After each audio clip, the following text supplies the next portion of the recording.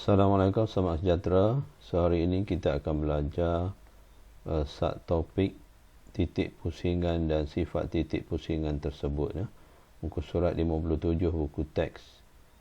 Okey, sebelum tu cuba kita tengok kata kunci yang digunakan, iaitu titik pusingan. Yang pertama, yang kedua sifatnya. Okey, titik pusingan kalau dalam lorak kita kat musing, berpusing. Contoh kalau kita ada macam ni, lengkung, ya. Katakan kita duduk di sini, kita bergerak turun ke bawah sampai di satu titik ni. Perasan ni turun, lepas pada titik ni naik balik. Jadi maksudnya turning point kalau kat orang putih. Maksudnya dia dah berubah arah daripada turun. Kalau kita guna kecurunan negatif lah. Sini sifar, naik pula. Jadi dia positif. So ini contoh titik pusingan. Okey, bagi suatu lengkung.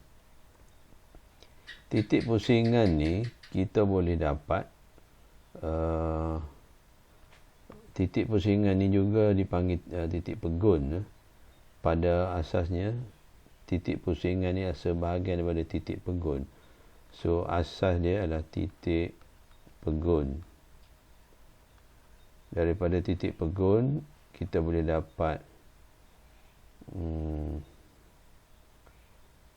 titik minimum, kita boleh dapat titik maksimum, dan satu lagi kita boleh dapat titik lengkuk balas. Okay, ketiga-tiga ni kita kena guna kaedah yang pertama. Sepang kaedah yang pertama kita boleh guna D kuasa 2Y per DX kuasa 2 untuk tentukan dia. Ni tentukan dia sama ada titik minimum, maksimum atau titik lengkuk balas. Kita buat pembezaan peringkat kedua ke semua untuk ketiga-tiga ni. Tapi sebelum tu kalau kita cakap titik, dia mesti ada X, Y. Macam mana nak dapat X ni dulu? Kita kena guna dy per dx sama dengan sifar. Kita buat pembezaan peringkat pertama. Kita akan dapat nilai X. Kita akan dapat X tu sama dengan berapa.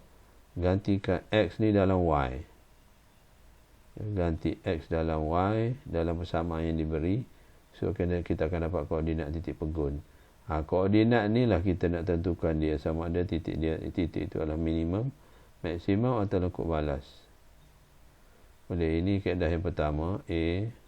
Step 1 dapat nilai X. Step 2 ganti X dalam persamaan Y.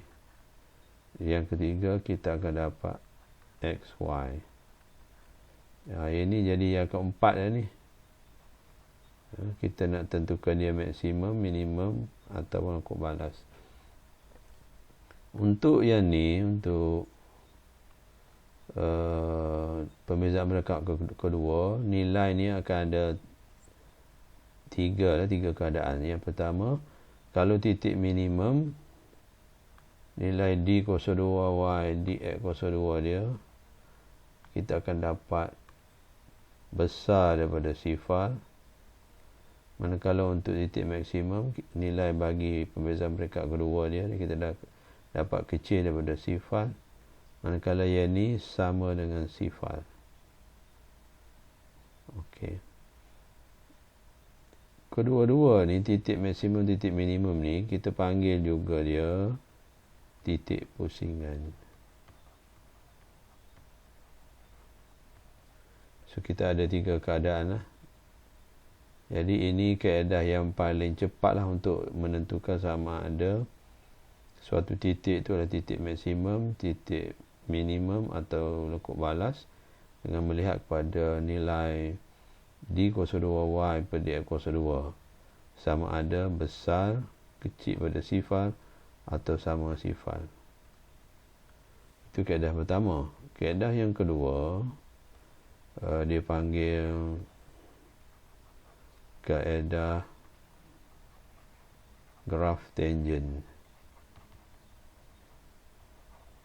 Yang mana kita perlu lakarkan graf lakarkan graf tangent untuk dapat bentuk graf yang sama ada maksimum atau minimum.